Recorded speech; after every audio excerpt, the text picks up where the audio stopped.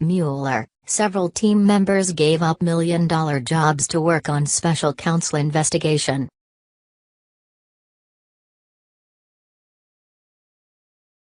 Robert S. Mueller III left a $3.4 million partner job in the white shoe law firm WilmerHale, where he worked for clients such as Facebook, Apple, Sony and the NFL, to serve as the special counsel overseeing a law enforcement investigation into whether the Kremlin and the Trump campaign coordinated to impact the 2016 election, according to documents released Tuesday.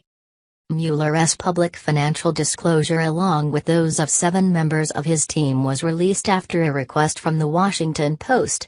The document offers a glimpse into whom the special counsel and the lawyers he has hired have worked for and where they have made and invested their money. They are likely to be closely scrutinized by allies of President Trump, who has criticized Mueller and his team as having conflicts of interest. The documents show that several lawyers on the team, particularly those who came from the private sector, left behind substantial salaries to work on the Russia case.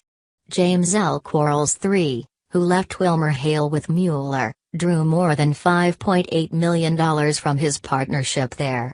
Jeannie Rhee, another partner, drew more than $2 million, and Aaron Zebley, who was Mueller's chief of staff at the FBI and also worked with him at WilmerHale, drew more than $1.4 million.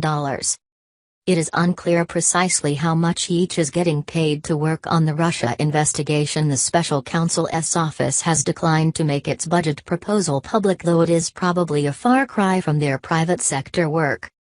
In addition to his firm income, Mueller drew tens of thousands of dollars from paid speaking engagements in recent years, talking to groups such as Goldman Sachs, Citi and Ford Motor Company for one speech. To the Mexican bank Banamex, he made $52,000. Those on the team who had come from private practice represented a wide range of clients. Notably, Zebley represented Justin Cooper, a former Clinton aide, and Rhee represented the Clinton Foundation.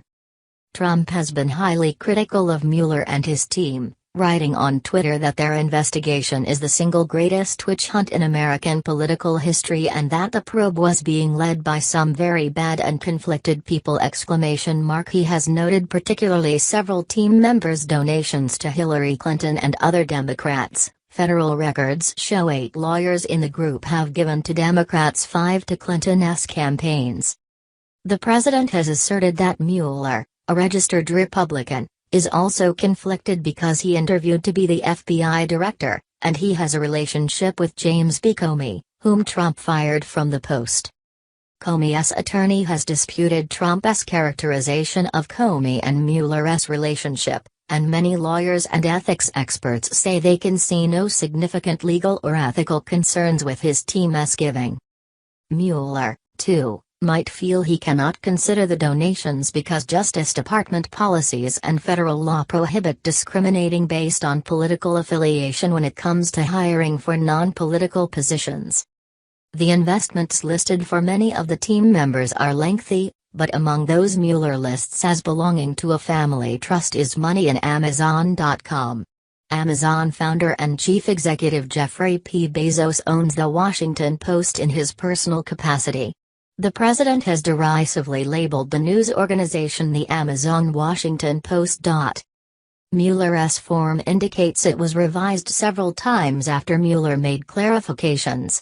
Those who reviewed it noted on the form that Mueller was counseled on criminal conflicts of interest and standards of conduct, and they found no apparent conflicts of interest.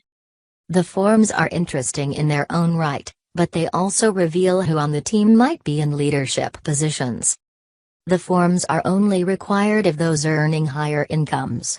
The Justice Department Ethics Office released just 8, for Mueller, Quarles, Rhee, and Zebley, along with Andrew Weissman, who had led the Justice Department's fraud section, Andrew Goldstein, who ran the Public Corruption Unit in the Southern District of New York, Zainab Ahmad, an assistant U.S. attorney in the Eastern District of New York specializing in terrorism cases, and Michael Dreeben, a Justice Department Deputy Solicitor General who has argued more than 100 cases before the Supreme Court.